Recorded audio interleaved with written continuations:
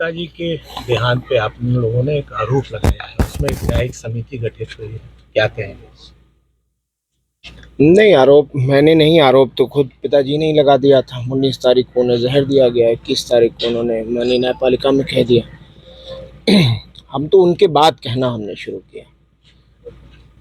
कोई व्यक्ति जो फिट हो बिल्कुल सेहत से, वो अचानक से खाना खाने के बाद बीमार हो गए और उनको महसूस हो गया। उन्होंने लिखित में दिया माननीय न्यायालयों में, और वही हुआ कि 26 तारीख को तबीयत इतनी बिगड़ गई, आउट ऑफ कंट्रोल, कि मूर्छित अवस्था में जब वो बेहोश होकर गिर गए तो उनको ले जाके मेडिकल कॉलेज बांदा में एडमिट किया और डॉक्टरों ने उन्हें गंभीर पाकर आईसीयू में एडमिट कर लिया। कभी आप में से किसी ने नहीं सुना होगा कि एक व्यक्ति अगर ठीक भी हो जाता है, आईसीयू से स्वस्थ भी हो जाता है, तो भी 12 घंटा, 24 घंटा, 48 घंटा ऑब्जर्वेशन में रखा जाता है। 4 बजे भोर में 26 तारीख को आईसीयू में और 5 बजे शाम में बांदा की तन्हाई बैरिक में, जेल में। कहीं सोचा है किसी ने ऐसा हो सकता है? कुछ नहीं। तो इसलिए इल्ज़ाम तो जो हमने लगाए हैं वो तह बतह खुलते जा रहे हैं, तह बतह वो साबित होता जा रहा है। और एक दिन उन्होंने किसी तरह गुजारा है। 28 को मेरी उनसे वार्ता हुई, लगभग 4 बजे उनकी इंतकाल होने से 3 घंटा पहले या 2 घंटा पहले। आपका फोन जो एक वो सब वायरल है, सब जान रहा, देख ही रहे हैं सब लोग। और उसके बाद उनको बेहोश होकर गिर गए वो, और हार्ट फेल हो गया उनका। ये इन लोगों का कहना है। इसके पीछे एक गहरी साजिश है। हमने साफ कहा है कि ये स्वाभाविक मौत नहीं है, ये सुनियोजित हत्या है। अब्बास अंसारी से मिलने गए थे आप? जी, मिलने गए। कैसी रही मुलाकात? हमारे बड़े भाई हैं, विधायक हैं, जेल में बंद हैं, एडमिनिस्ट्रेटिव पावर है, डीएम को नहीं आने दिया गया, स्टेट चाहता ला सकता था नहीं।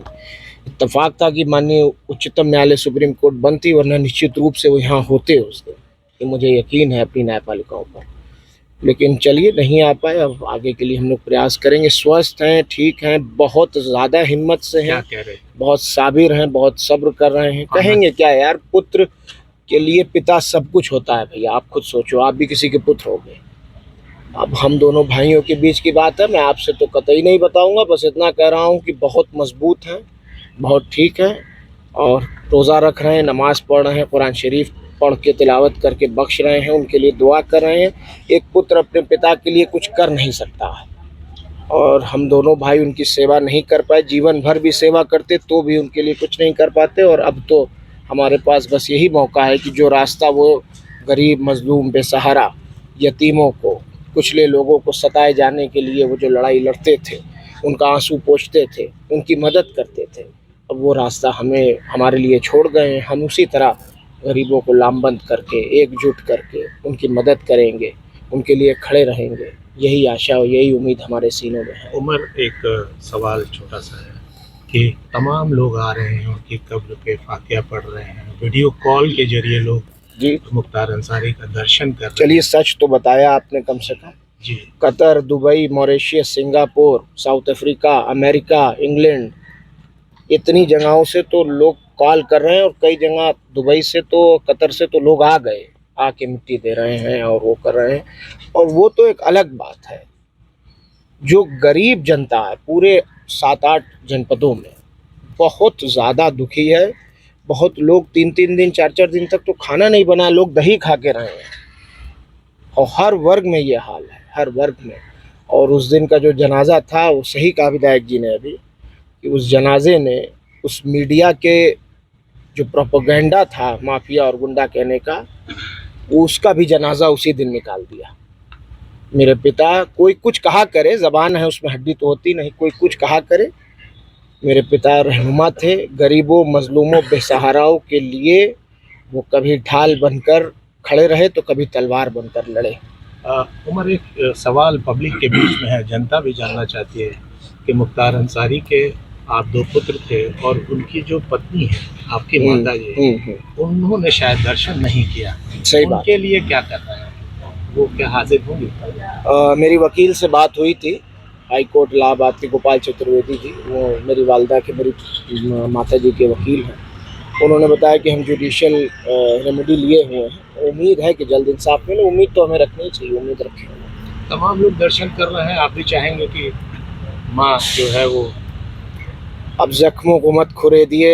मैंने बहुत साहस, बहुत हिम्मत, बहुत धाड़स बना रखा है। मैं 25 साल का ही हूँ अभी। मेरा भाई नहीं है, मेरी माँ नहीं है, मेरे पिता चले गए हैं।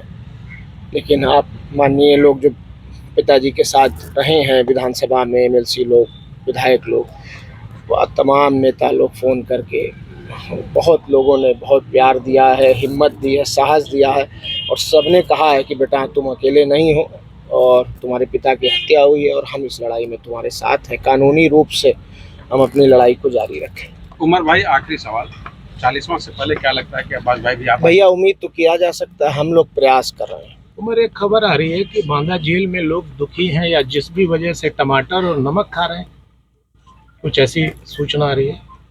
एक सूचना आपको नहीं होगी, मैं दे दूं। जिस दिन उनको पंजाब से ले आया गया था बांदा की जेल, उससे पहले वो बांदा रह चुके थे, फिर पंजाब चले गए थे।